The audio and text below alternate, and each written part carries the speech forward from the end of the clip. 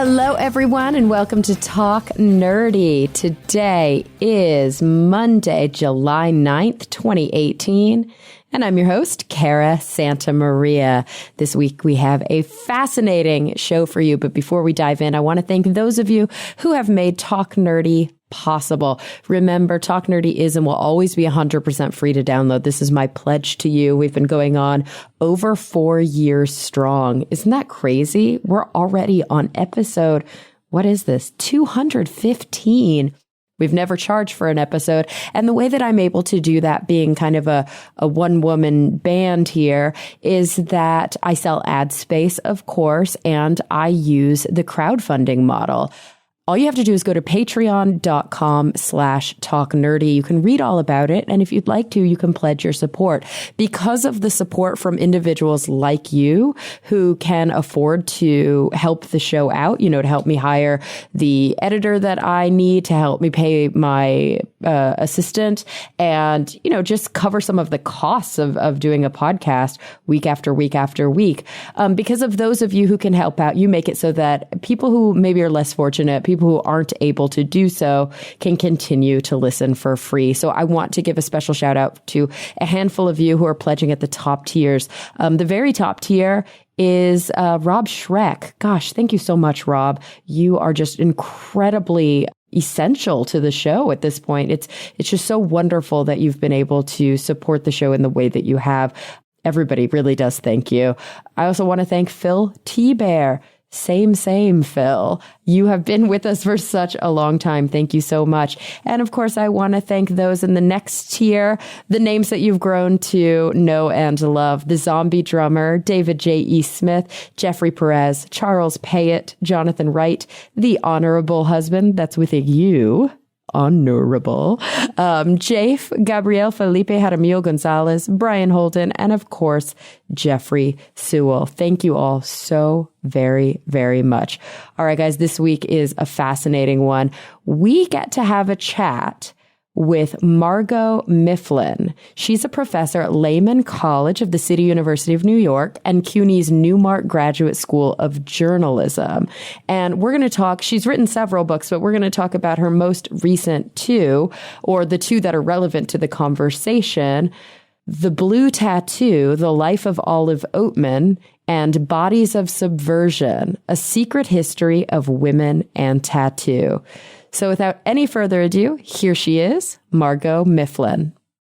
Well, Margot, thank you so much for joining me today. Oh, thanks so much for having me. I am really excited because we connected a little bit ago. I don't even remember offhand. I might have to look at my calendar. Do you remember when we did that natural history thing? I think it was April. Was it April 12th? Okay. Maybe? Yeah, so it was a few months ago now. We connected because we worked on a panel together at the Natural History Museum because they had a featured exhibit all about tattoos. And it was super cool to be able to, I moderated this panel, and you really were in many ways kind of the expert panelist. We had two female tattoo artists, and then you, the historian, to talk about kind of the culture of tattooing, and specifically the culture of female artists within the tattoo world. You've done a lot of work on, and I don't even know if I could point to anybody else who studies this, on kind of the history and culture of tattooing and of tattooing females, and kind of the I don't know, the women's body kind of aspect of this. What got you into that? Well, I was writing about the visual arts, and when I got interested in writing about tattooing, it was the mid-90s. I was a freelance writer writing about visual art, getting a little disillusioned with the elitism of the art world and the money of the art world, and I was interested in art forms that were more popular or populist. And so I had this idea to write a book about female subcultures, women who were, well, let me just backtrack. I was noticing that a lot of women were getting tattooed, and I had been writing about feminist art. So I saw this intersection between feminist art and tattooing. Tattooed women were performing a kind of feminist art form by tattooing their bodies. And I was interested in why they were doing that and what they were getting, and if it was different from what men were getting. And then that led to a curiosity about women tattooists themselves. So I started researching and interviewing people and ended up writing about both women tattooists and tattooed women. You have worked for quite a while as a journalist. You're also a journalism professor, correct? That's correct. I'm technically an English professor. I teach at Lehman College at City University of New York. Mm-hmm. At Lehman, I teach undergrads, but I teach at CUNY's Graduate School of Journalism and previously directed the arts reporting program there. So the focus generally of your work over the years has been on the arts. Exactly, the arts and women's history. And I didn't initially intend to spend 20 years writing about tattooing. I got involved, did the research, wrote the first edition of this book, Bodies of Subversion, A Secret History of Women in Tattoo, that was published in the late 90s. And then in 2001, saw that so much had changed and there were so many more women involved in tattooing that I updated it. Added more women artists, added a much wider range of tattoos that I had seen during that period. And then again in 2013, updated it. So 3 editions technically of the book exist. And then during that time, actually after I wrote the first edition, I discovered the woman who is technically the first white tattooed woman in the United States, Olive Oatman. A woman came up to me at a lecture I was giving in Nebraska and said, "Do you know about this woman?" And I said, "No," and went home and did a little research and I realized she had her own really fascinating story that I ended up adding to the second edition of the book. And then after that, wrote her biography because it was really hard to contain her story in the 2 or 3 pages I used on her in the book. And so that is your book, The Blue Tattoo, The Life of Olive Oatman.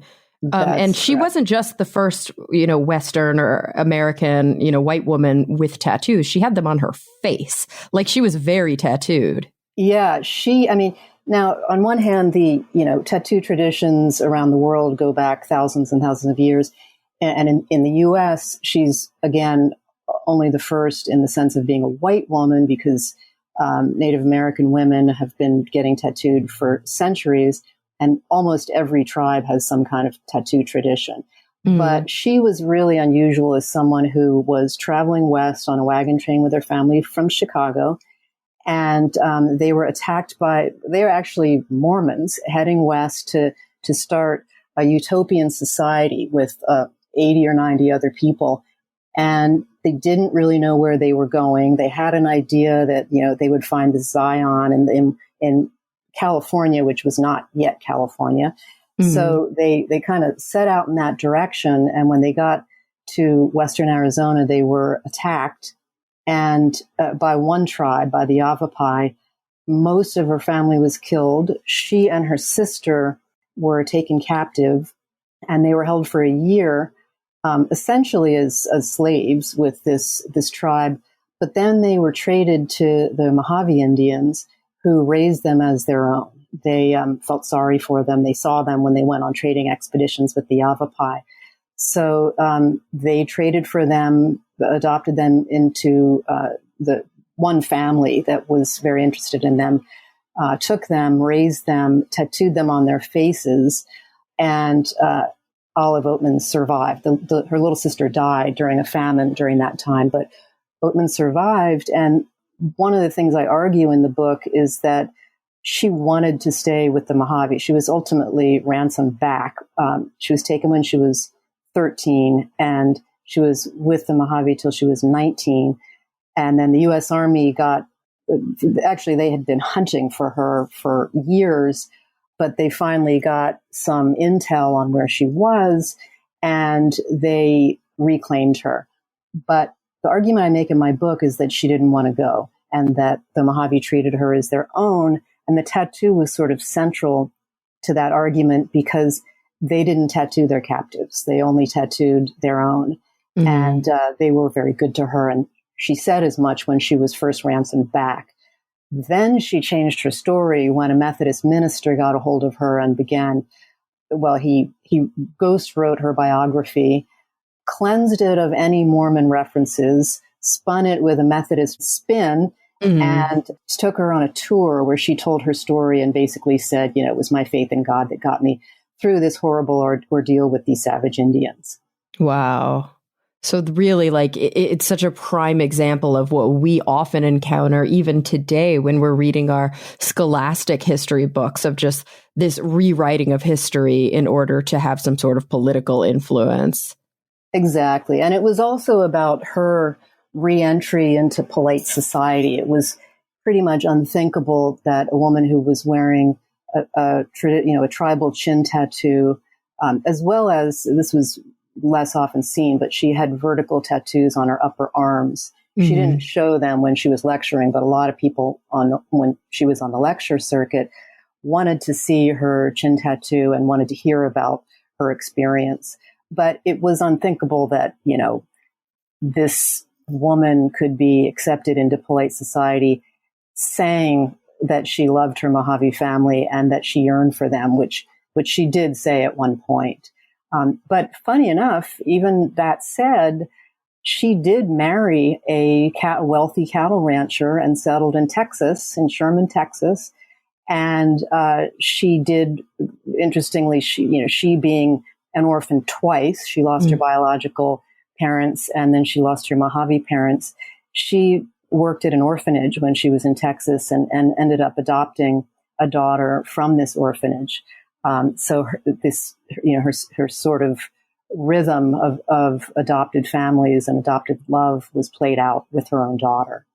It's so interesting, too, that, obviously the work that you've done, and we'll dive into this, is not just about Western society, and that tattooing, as you mentioned, goes back thousands of years in kind of like Eastern societies, in more island cultures, and of course in indigenous peoples.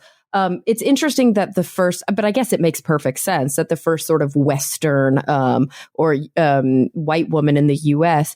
actually did have traditional Native American tattoos. That sort of the historical boundary there was blurred a little bit. Do you think that this actually set off the culture that we see now, or was this sort of a one-off that happened a long time before we started to see tattooing in the Western world as a kind of a cool thing to do? I don't think it was considered cool at the time, although soon after that in Britain, there were society women were getting tattooed. So even though, England has a history, its own history of tattooing going back thousands of years of more indigenous tattoo traditions, the sort of Western tradition got going in the late 19th century, and women were wearing tattooed bracelets and portraits of their husbands and even wedding rings. There was an op-ed in that period where a man proposed that women should get tattooed wedding rings because then they could be kept account of, that married women wouldn't stray because everybody would know that they were married if they wore these wedding rings. But no recommendation for men to do the same thing. I don't think it went two ways. Yeah. And so that was, the tradition was very high society in that period, partly because it was so expensive. It wasn't mechanized at that point, and only later in the century, in the 1880s, was the tattoo machine introduced. And so that's when people started doing broader body work, and then ultimately circus tattoos and full sleeves and full body suits for display. So there was, quite a, but before, well, I guess back to your question, Olive Oatman was really an outlier as a white woman with a tattoo. And I don't think, I'm sure that at that time, no one was imitating this or, perceiving it as something desirable. It was really a mark on her. And so gosh, there's so much in terms of timeline that I want to dive into, but I guess maybe we can rewind back as far as we can. And I'm sure that this is not an easy question to answer, but do we have any idea about when and where the first tattooing really took place? It's hard to say. And since my focus is, there is Ötzi, a tattooed man who was found in the Swiss Alps is, I think, 5,000 some years old. So that's one of the oldest documented examples. The scholar who's really good on these international indigenous traditions is Lars Krutak, Krutak, who has written really interesting books documenting the history and the tools and archaeology. So he's the go-to guy for that. My focus in my writing has been more 19th and 20th century and 21st century. Mm-hmm. Do you know, I guess previous to sort of more your purview and what you focused on, which also has a strong kind of feminist component to it, do you know if, indigenous societies, early tattooing really drew a distinction between men and women the way that sort of modern Western tattooing kind of seemed to do, at least early on? Or historically, is it like, men and women get tattooed? What do you want? Yeah, I think there often has been a division, because often for women, it was a ritual, like an adolescent ritual of transition, and sometimes specifically marking when the girl became marriageable or just came of age. Whereas for men, more often it had to do with being a warrior or something other than a domestic identification. But it's really hard to generalize, because so many cultures vary so widely in what their reasons were. Yeah, because in many ways, that although there are many Eastern traditions who follow those same kind of traditional gender roles, there is a big kind of Western tradition of sort of women as property or women as the domestic workhorses. And so it is interesting. It would be interesting, I think, to look at those parallels between different cultures. But of course, your focus has been on more modern tattooing. And, when I think of sort of the beginnings of the modern tattoo culture in the Western world, I think of sailors. Like, that's the first thing that comes up in my mind. I'm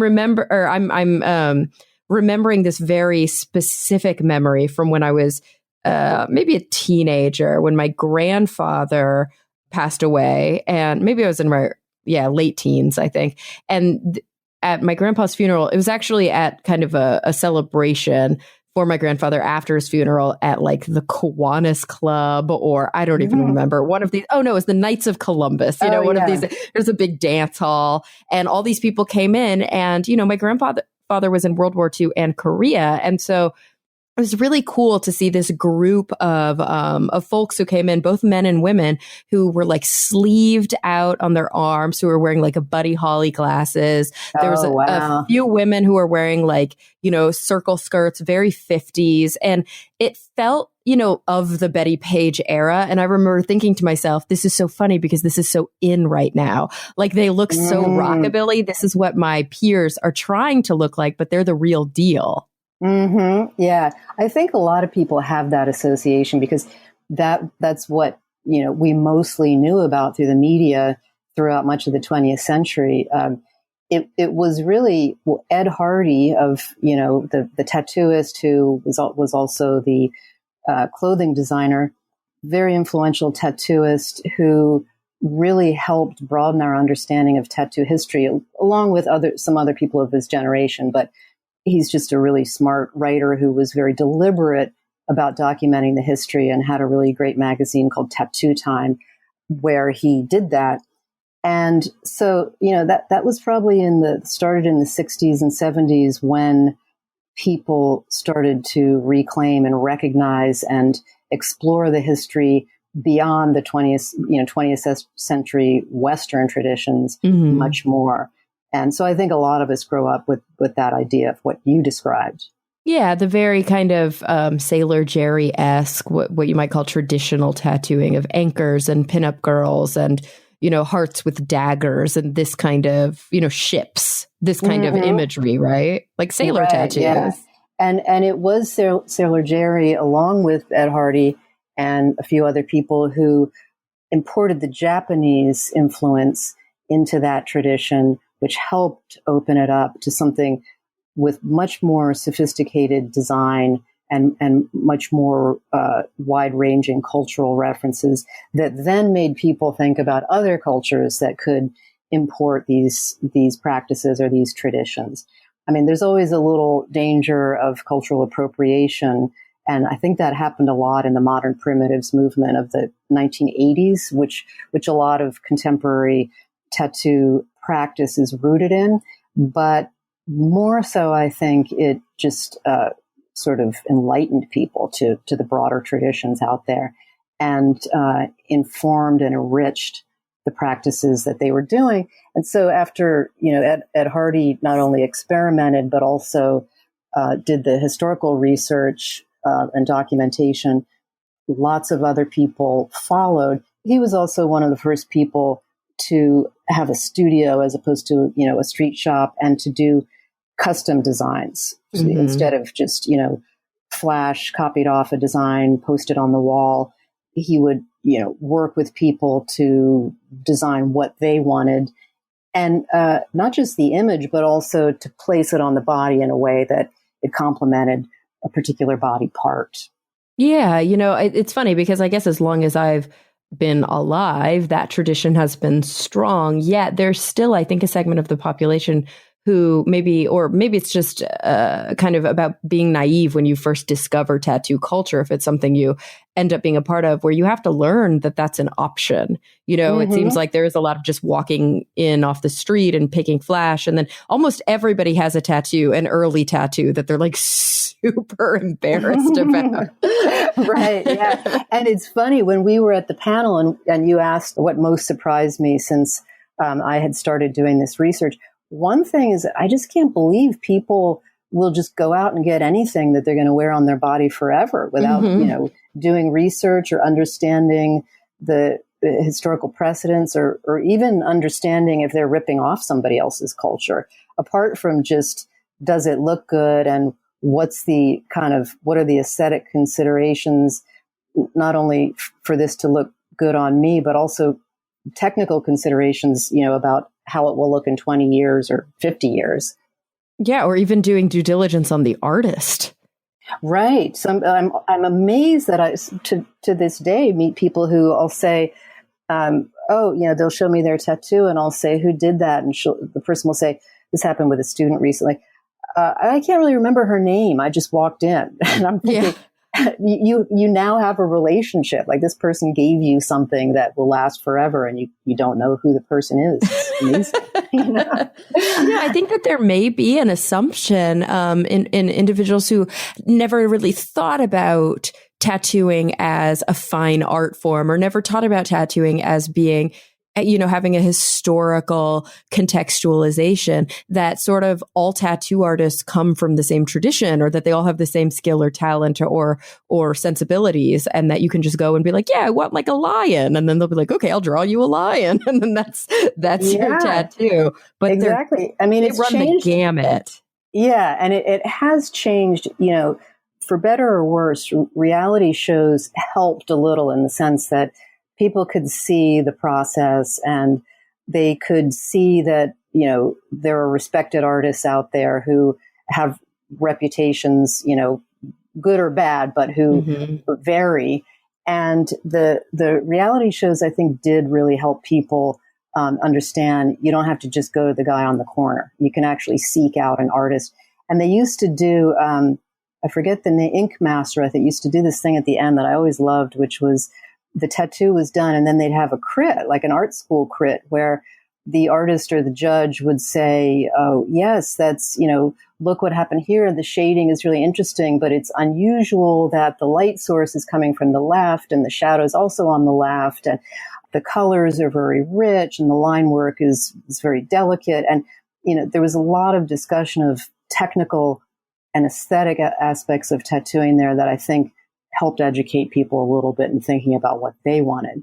Oh, yeah, for sure. Because, I mean, it's like you said, it's such a permanent process, and you really are making a strong decision and a strong statement when you choose to adorn your body in such a way, especially if I think that there are different sensibilities about getting tattooed. I do think there are people out there who are like, I want a thing and I want that thing put on my body. And now I will remember that thing. And then there are other people that are like, my body is a canvas and I want to accentuate the curvature of my shoulder blades with some really beautiful design. I think that's kind of a slightly different approach to being tattooed.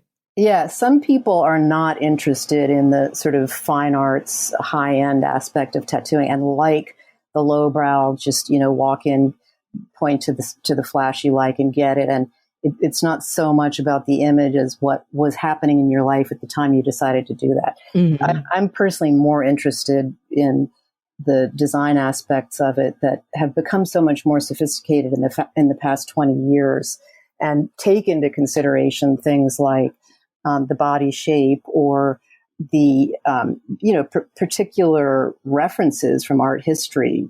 Could be abstract expressionism, could be tribal motifs or indigenous motifs, it could be watercolor designs. And I think it's really amazing to me how that has exploded in the time since the first edition of my book was published, that the range is so wide and the technique is so remarkable. I don't think people understand how much goes into this.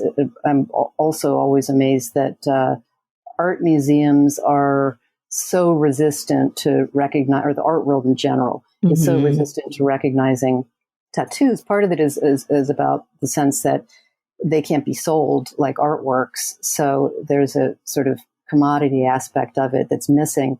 But even aesthetically, there's still a snobbery in the art world that resists tattoos and fails to see that there are these blends of design sensibility, fine arts, graphics, sculpture, because it's happening on a 3D body.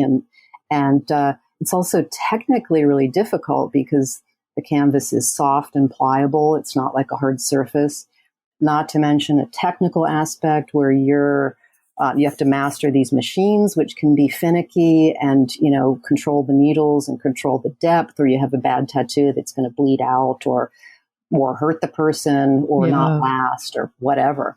And of course, the canvas itself, like you really can't control because there are people who they have good skin and there are people who have not so good skin for tattooing. Like, my boyfriend, his skin is every time he gets tattooed, his tattoo artists are just like marveling at how perfect a canvas he is because he has this like very pale skin that takes ink really easily, doesn't flare up. He doesn't really get red much. And he doesn't like scab or get what they call holidays in his tattoos. Whereas I like just whelp up terribly and I weep all sorts of interstitial fluid. And like, I have a horrible kind of immune reaction every time I get tattooed. And so I don't heal as beautifully as I think other people do. So I know that the artist must be fighting all of these things, while they're tattooing me, as opposed to somebody who's maybe a little, has a better canvas. Yeah, it's funny when you said when you talked about the canvas, the behavior of the canvas, I thought you were going to mention the behavior of the fact that the canvas is a human being and can talk I'm back. Like all at the biological level. No, yeah, that's true. The canvas is literally like twitching and needing cigarette breaks and needing a break or telling you it hurts or saying, can I come back tomorrow or whatever, That's true. You forget about that too. And it depends too on the art, right? Some things don't take that long. Some things can take multiple sessions, 8 to 10 hours a session, going back over the same spot, reopening the wounds. It's, it can be a pretty invasive process depending on the extent of the artwork, I think. Yeah. And it's an intimate process. I mean, then there's this whole psychological aspect of it, which I think is why so many tattooists do have an intimacy with their clients, that, you're doing this private thing for extended periods and you're talking. I've talked to a number of tattooists who've said that the clients open up to them and sometimes confide in them and sometimes have very emotional, well, not outbursts, but express themselves and their emotions in very intimate ways while they're getting tattooed. And there's a big element of psychology to it. Some tattooists like that. Others don't want anything to do with it, just want to do the design. I'm sure I could see sort of wearying or taxing.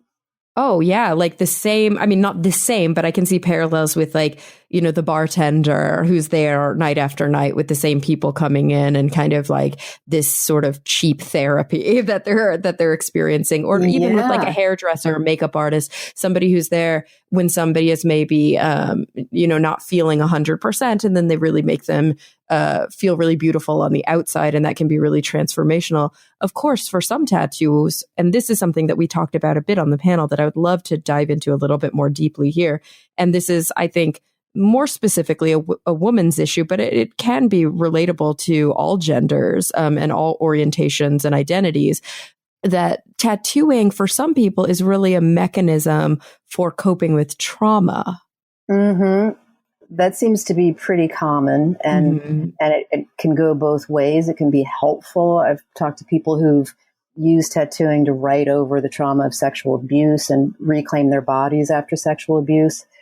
One artist did tell me she had a client who did this so much that she felt that the client was substituting tattooing for some, more enduring kind of or psychological kind of help that she may have needed. And that the tattoos were serving as a Band-Aid for somebody who maybe should be talking to a therapist, not a tattoo artist.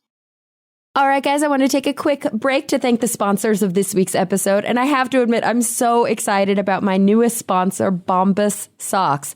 They're literally the best. And it might sound crazy that I'm so excited about socks, but you forget how important they are to your everyday life. I don't wear open-toed shoes that often. I usually wear sneakers, so socks are a massive part of my daily routine. And Bombas are by far the most comfortable I've ever worn. I have a section of my sock drawer dedicated to them, and honestly, I don't wear my other socks anymore. That's because they have this great arch support system. That part of your foot that legit hurts at the end of the day from walking around. Bombas socks actually really help with that because they are reinforced with this great honeycomb that gives you a lot of support. There's also a cushioned footbed. And of course, my favorite part is they have stay up technology. I wear no-shows a lot, or like ankle socks, and they don't slip down in my shoes like almost every other brand does. But I gotta say, I think my favorite part about Bombas is that they are an incredibly pro-social company.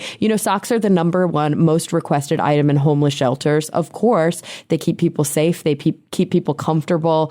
They keep people in many ways healthy, but you can't donate your used socks. So Bombas actually donates one brand new pair of socks for every single pair that they sell. And to date, that means over 7 million pairs. That is a massive deal.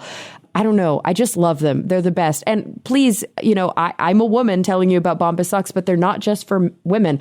They're for men. They're for women. They're for gender queer individuals, non-conforming, non-binary. Everybody can wear Bombas because they come in every style, in every color to match your needs and to match your style, all the way from crew socks down to no-shows, everything in between.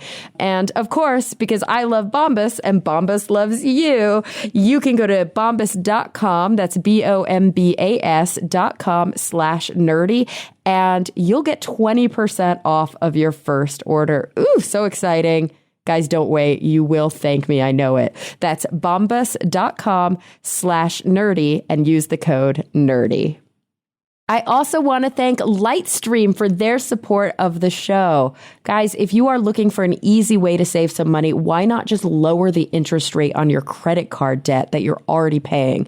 You can get a credit card consolidation loan from Lightstream today, and they reward consumers who have good credit with a great interest rate and no fees. I know that's you. I know you're responsible, but we all run into issues in our lives, and we really are a nation of credit. So many of us are carrying around this albatross around our neck. And one of the best ways to relieve that burden is to consolidate that debt. You can get a credit card consolidation loan from 5.89% APR with autopay from Lightstream. Loans from $5,000 to $100,000, and you can choose your funding date as early as today. And what I love about Lightstream is that they fund almost everything. We're not just talking debt consolidation.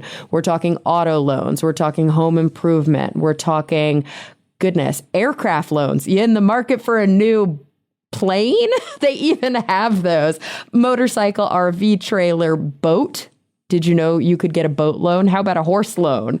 All of these things are available from Lightstream. And as a listener of Talk Nerdy, you get an additional interest rate discount on top of Lightstream's already low rates. But the only way to get this discount is to go to lightstream.com/nerdy. That's lightstream.com/nerdy. That's subject to credit approval. Rate includes 0.50% auto pay discount. Terms and conditions apply, and offers are subject to change without notice. Visit lightstream.com for more information.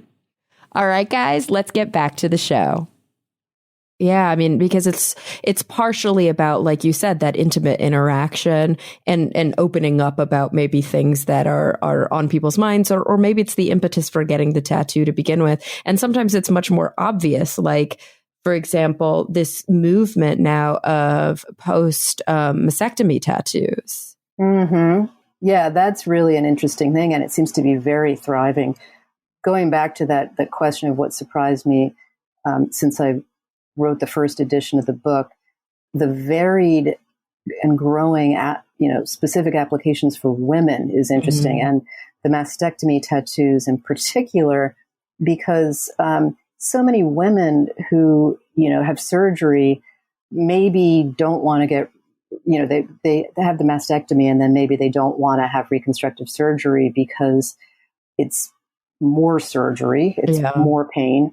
Or because, as one woman told me, now I'm a woman without breasts. I don't need to pretend that I'm a woman with breasts. I had surgery. My breasts are gone. I'm willing to live with that and acknowledge that, and maybe even let that be a sort of consciousness raising for what a lot of women are going through. Mm-hmm. But some women choose instead of reconstructive surgery or to cover scars from surgery to get the mastectomy tattoos. And that also, that range of imagery has expanded a lot. It seemed to be 10 or 20 years ago, it seemed to be mostly about very gentle floral imagery. Now I've seen some designs that are more unusual or abstract. They're not so, intent on having a kind of a soft, gentle look. They can have more of a design look. But that's a moving thing. It seems there's an artist, I forget his name, who's doing a lot of this.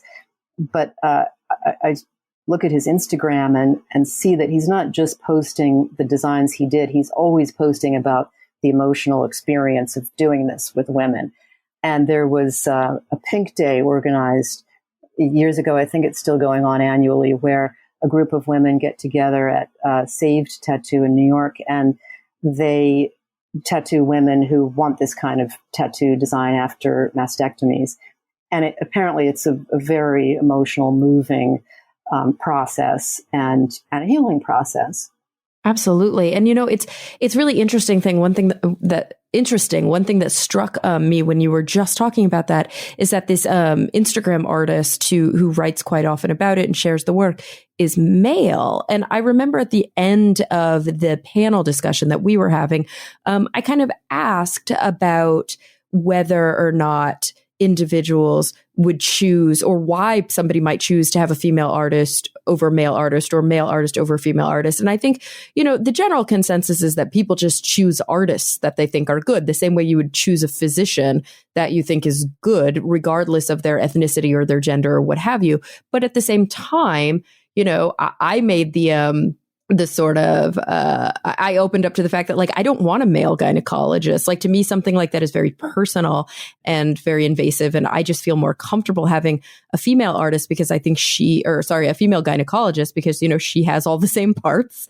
And I think that she might have a more sensitive touch or whatever the case may be. And that's not to discount. More comfortable with the intimacy of the whole thing with Absolutely. a woman. And that's not to say that there aren't, male gynecologists are out there who are just as empathic and just as sensitive and have just as much capability in that realm. But for me, it's a gamble I don't want to take. And I completely understand both sides of that equation. But, we've been talking so much about women getting tattooed. But of course, there's this there's this massive movement of more and more women coming to the forefront of being tattooers. Do you think that there is I don't know, that some segment of the population, that there is some sort of statistically significant group of women who would prefer to have women artists, especially when it comes to something like mastectomy scars? Or to me, it just seems so obvious. So it's interesting to me that a man on Instagram has like a lot of fame around this area. Mm-hmm. Yeah, and I think there are two guys, I forget both their names, but who have established, really strong reputations for doing this and are very gentle and understanding. Mm-hmm. But I do think, yes, that there are a number of women who prefer to have a woman tattooist. I don't know the numbers. I only know that I guess it was 2013, there was a shift nationally where more women were tattooed than men. But there's no kind of accounting for how many are tattooed by men versus women. Mm-hmm. But I think it's partly just women sort of taking their place in this industry as tattooists, and also claiming an area that's always been of interest to women, fashion and self-presentation, in the same way that women are interested in, clothes and hair and jewelry and makeup. It sort of extends to body art. But some of it was really about women in the 60s and 70s, breaking in and integrating this industry. There have been female tattooists going back to, in the US anyway, to the early 20th century. The recognized first tattooist name, the female tattooist name, is Maud Wagner. But I just discovered this amazing woman, Lorena Platt, and she was from Pittsburgh originally, and she was running her own shop, unlike Maud Wagner, who worked with her husband. This woman was running her own shop, and in the teens, the late teens. And in 1919, 5 years into her career, she had enough work that she was going to hire 2 tattooists, and she specifically wanted women. This was a shop in Norfolk, Virginia.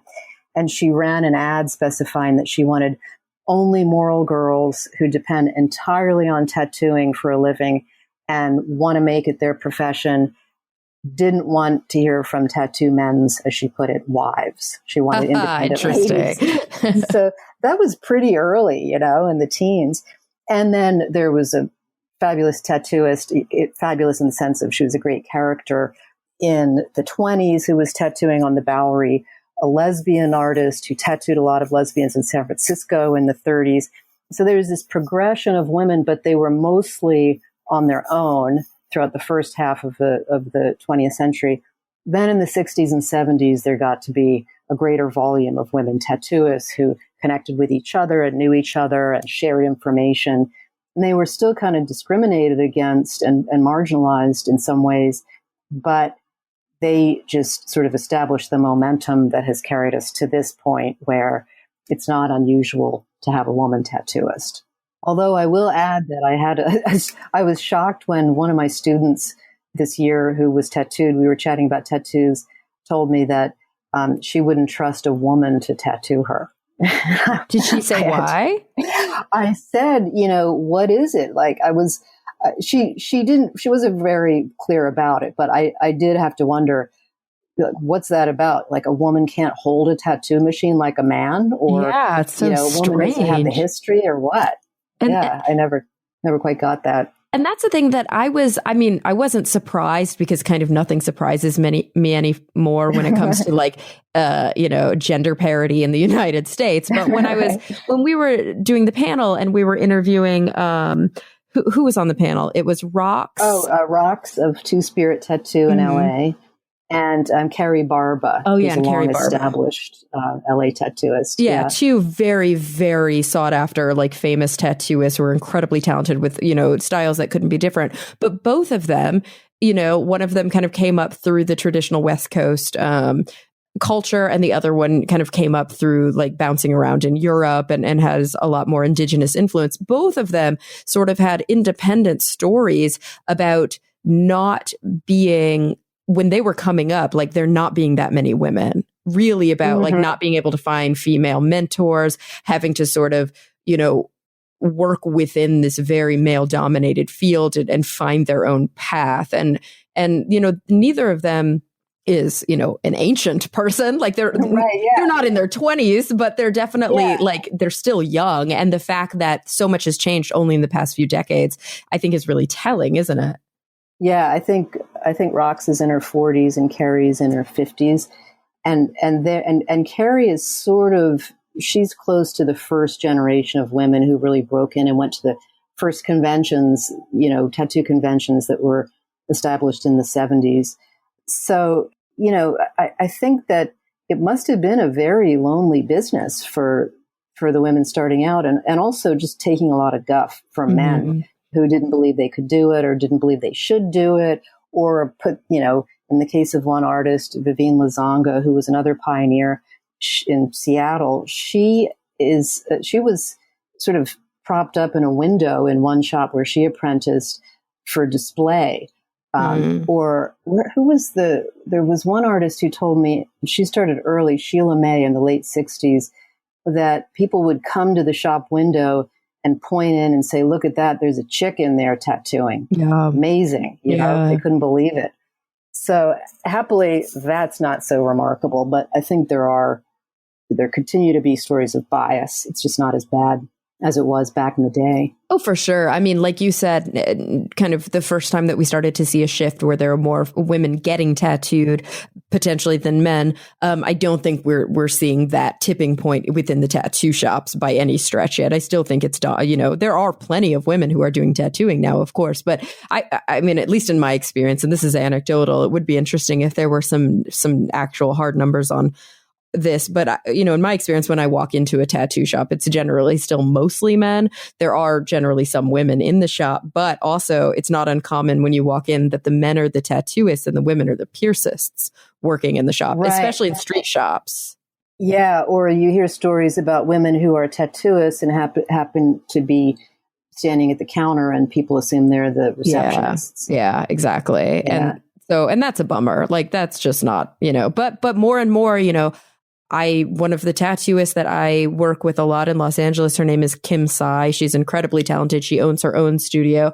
We talked about Carrie, we talked about Rox. Like, that, you are seeing a lot of these women who have private studios who only do things on, not on commission, but whatever the word may be, that they only do custom tattooing. There's a waiting list. You have to apply to see them because they're so overwhelmed. So we are seeing a big change where these women have like lucrative careers running their own tattoo shops.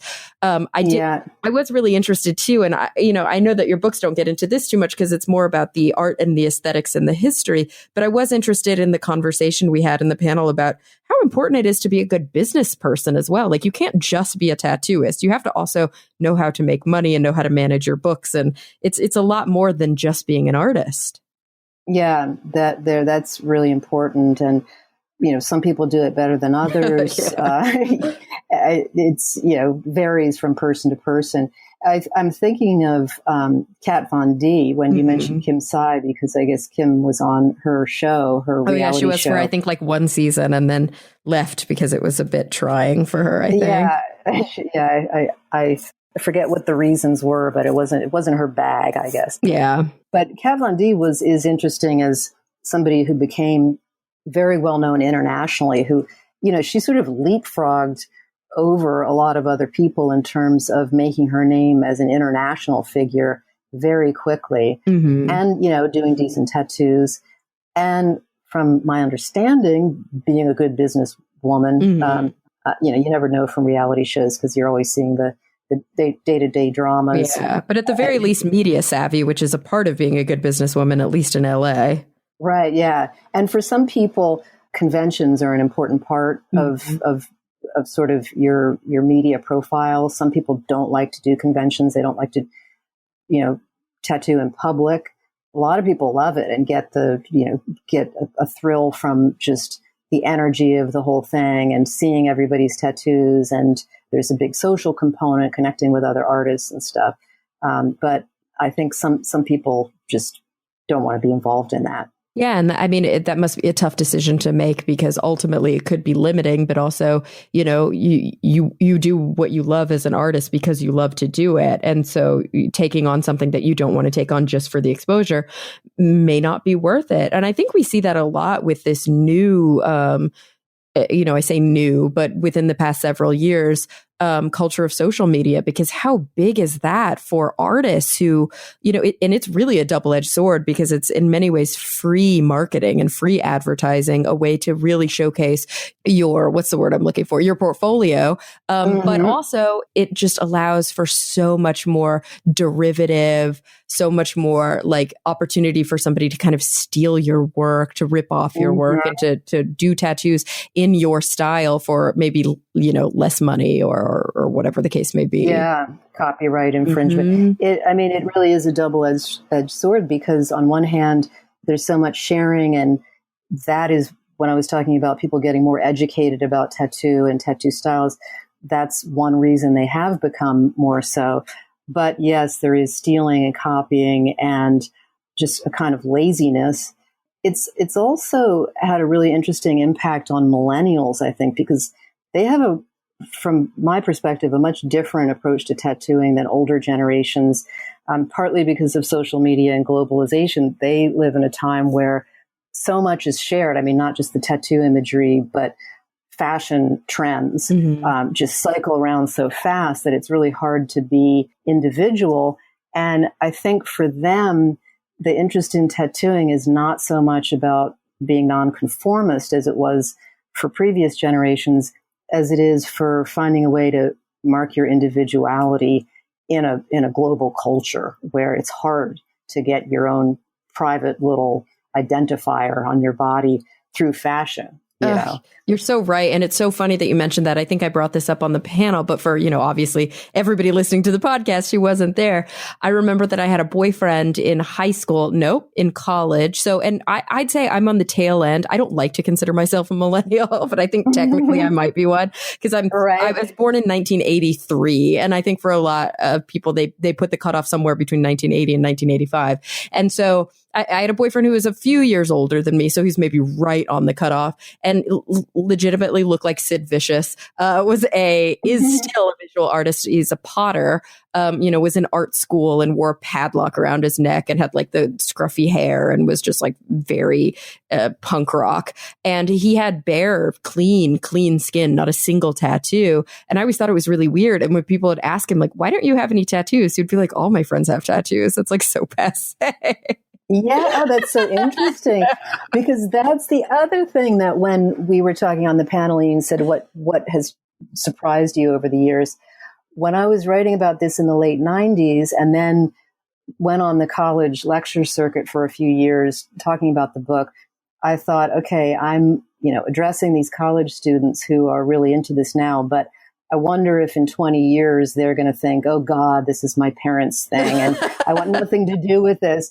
Then it turned out, like at the time, I had a 3-year-old, and the next thing I know, she's a 23-year-old, but she's pretty interested in tattoos and has a tattoo and doesn't, most of her friends don't seem to have that attitude of, oh God, it's my parents' thing. So it did sort of hang on. It really seemed to attach. It did. And I think we're one of the first generations. I mean, of course, there are the sort of anomalous 1940s, 1950s, 1960s, again, like sailor types who were covered just head to toe with like neck tattoos and tattoos on their hands. But for the most part, I think that now we're seeing culturally, you're out and about at the grocery store, you're at the zoo, you're at the museum, or maybe you're watching a television show that's like a reality show about home design or, something that's not about tattoo culture or about punk rock culture or a nonconformist culture, where there's like a beautiful, loving family with a mom and a dad and maybe 2 young children, and mom and dad are literally sleeved out head to toe. And kids are just growing up with parents who are completely covered in bright, colorful tattoos. And that just wasn't the case, 30, 40 years ago.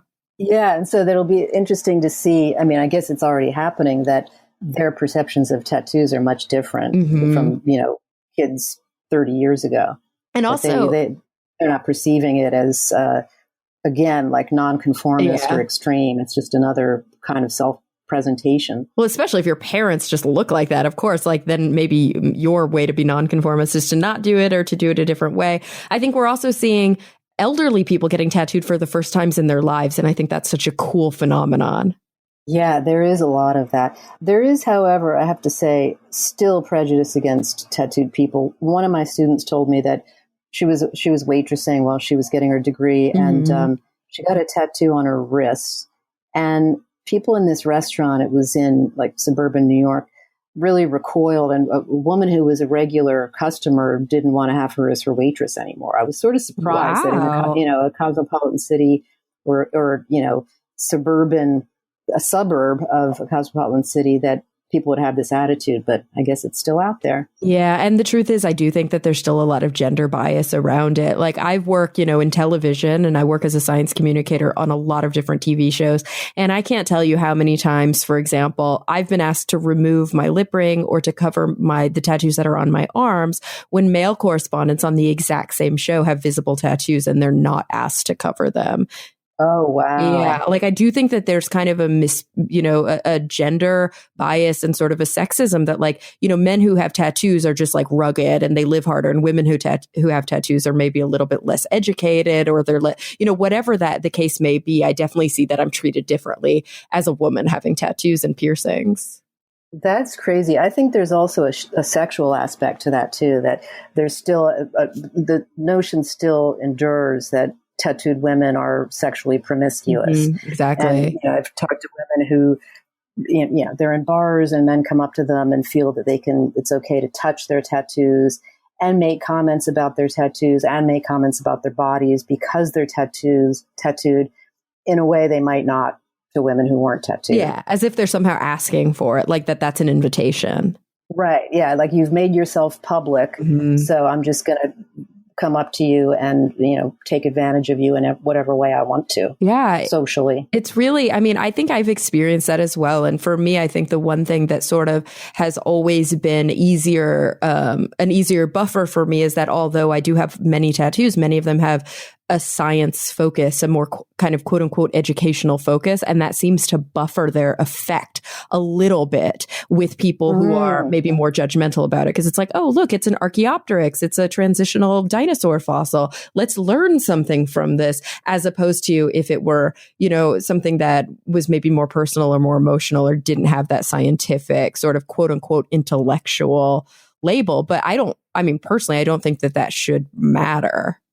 Yeah, exactly. I meant to ask you, have you seen Carl Zimmer, the science writer's book, Science Tattoos? Yes, I've seen Science Inc. And this is so great because Science Inc. Yeah, because Carl Zimmer was literally just on the podcast, and we didn't talk about Science Inc. at all. We talked about his new book about heredity, but I love that book. I actually know Carl, and I think I have a signed copy of that book, but I didn't know him when he first made it. Otherwise, I probably would have weaseled my way into the book.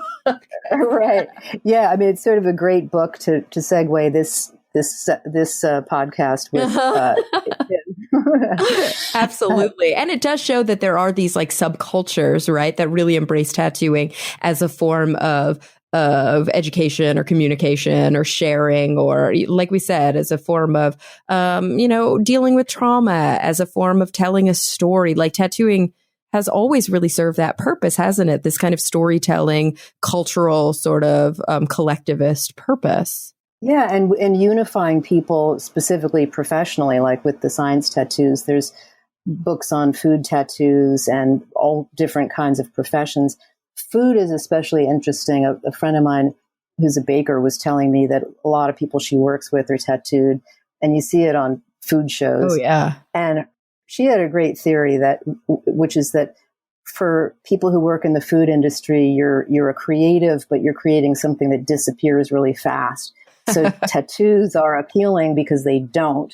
And also because if you put them on your forearms, you can be, you're rolling up your sleeves while you're cooking, and you can be enjoying the tattoo while you're working. Oh, I love that. That's so cool. Yeah, it really makes sense for that profession. Absolutely. And you're so right. I think anybody listening right now is nodding in agreement. Like, yeah, there is this like weird shift where all of a sudden all the people on all the cooking show, well, maybe it was that they happened at the same time. Maybe they always had the tattoos, but now cooking shows are really popular. Or maybe, cooking shows became popular trailer, and then you saw all these really cool tattooed people kind of flocking to it. But I do think it is becoming more and more accepted. There are still pockets of individuals around the country who, kind of turn their nose up and still see it as a sort of non-conformist, like society decision, which is funny because, as you said, it kind of has, at least in Western society, very like high society roots, at least for women, which is so funny and ironic.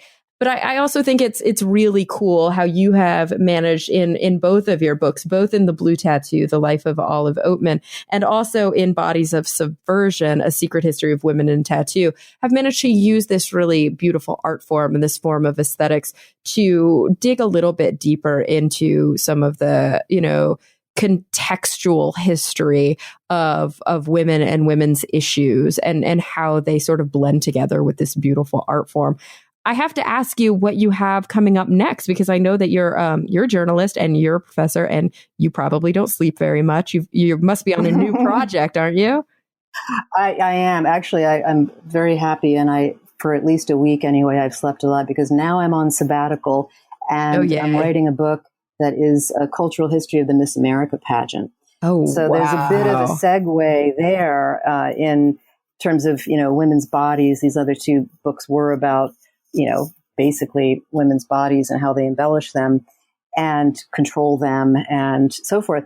So I am really interested in the Miss America pageant as, an expression of cultural identity and the question of what exactly does it express about our cultural identity and about women and women's history.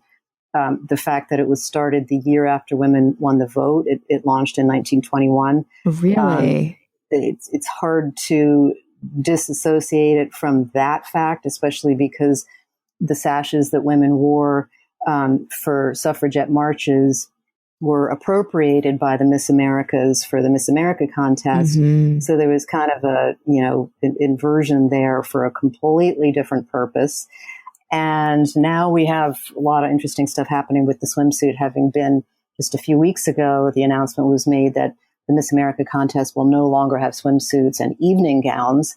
So now the question will be, what exactly is it now? It's no longer a beauty contest. What is it? I know, because it has always had that kind of, there's always been kind of a disquiet, at least in my mind, or at least in my emotions around Miss America, because on the one hand, and I think the most overt and obvious hand, it's always felt very kind of objectifying and sexist. And it's had that kind of really, bad taste in my mouth sheen to it. But on the other hand, I've always seen it as at least sort of, I don't know, in the background, this empowering event where women from different cultures and different countries are on a world stage and they're able to really speak their mind freely, but within all these like really uncomfortable parameters. So it seems like it's just been this ambivalent kind of push and pull throughout history. And maybe it's finally breaking through some of those chains.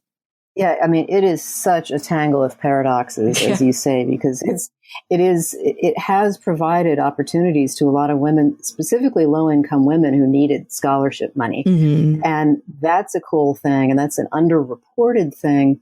The question is just, should women have to do what they've had to do up until the swimsuit was removed in order to get these scholarships? And you think about all the time they have to spend a year building up to competing in the Miss America pageant, and what might they achieve if they were doing something other than that to get these scholarships. I want to find out if there's, any comparison to be made between, the women who became, news anchors or doctors or whatever without Miss America. Did they get there faster, or did Miss America really put them on the fast track to that? And also, did they make more, because it's about the scholarship and it's about the prize, but at least in the pageant kind of junket, maybe somewhat separate from Miss America, but I'm assuming inspired by Miss America, you see that these women who are competing for titles and for cash are spending so much more money on the dresses and the makeup and the fake teeth and all of the horrible things to get there. And it's become a culture that's like, little children are dragged into it. And, there's so much that came out from this, right? Yeah, I mean, they spend a lot to compete, and that's sort of hard to resolve. And you think about who the bigger name Miss Americas like Gretchen Carlson, who's the director of the Miss America pageant now, 4 or 5 women like her have name recognition. Yeah. A lot of others don't. I mean, they may have perfectly satisfying careers or lives or whatever, but I'm trying to sort of tease out exactly what did it do for women, and also what damage did it do? Mm-hmm. Because, I mean, at least in terms of race, for the first half a century, women of color were excluded. And the only ever Jewish Miss America, Bess Meyerson, was asked by the director in the 40s to change her name so that she wouldn't be recognizably Jewish. And she's a really interesting case, especially because she was sent out. She was very talented as a musician and was sent out to do the vaudeville circuit and, to whistling men in a swimsuit. Mm-hmm. And she just said, hell no. She discovered people didn't want to book her because she was Jewish. That was the other problem. So she just bailed out and said, I'm going to do talks for the Jewish Anti-Defamation League. I'm sort of peeling off from Miss America. I'm going to do my own thing. Good. Which was really great, And so she clearly had some initiative of her own and wasn't just following the script. Oh gosh, and there were a few women like that who were very unusual and not your typical Miss Americas. Oh, I cannot wait to read this book. And of course, not just these tie-ins about women's bodies and what they're doing with their bodies and what they represent, but even you just mentioned, the women who were concentration camp survivors coming up to show their numbers. Like, this is another, very negative but meaningful tie-in to the work that you've done learning about tattoos and writing about tattoos over the years. And it's just so interesting how these things that seem really disparate do converge, and that there's just so much to learn from them.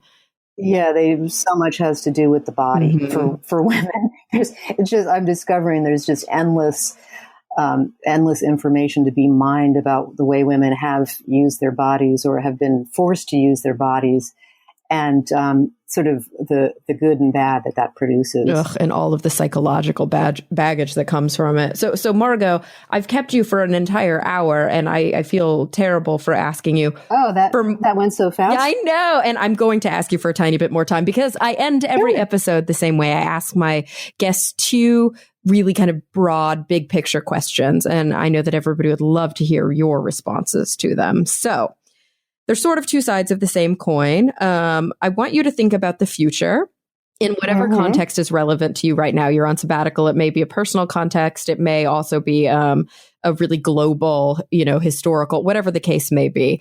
The first thing is, when you think about, the future, what is the thing that is keeping you up the most at night, that you're really preoccupied by? Maybe you have a little bit more pessimism about, just the thing that's, not sitting well with you.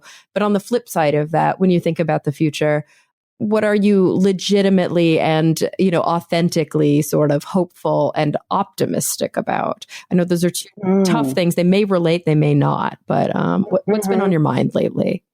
Yeah, well, certainly Trump has been on my mind, and that's the thing that keeps me up at night and makes me sad. And certainly the latest Trump infraction is, children at the border being separated from their parents. So that's upsetting. And I think a lot of people are feeling a sense of helplessness and despair that it's come to this. And, what can we do about it?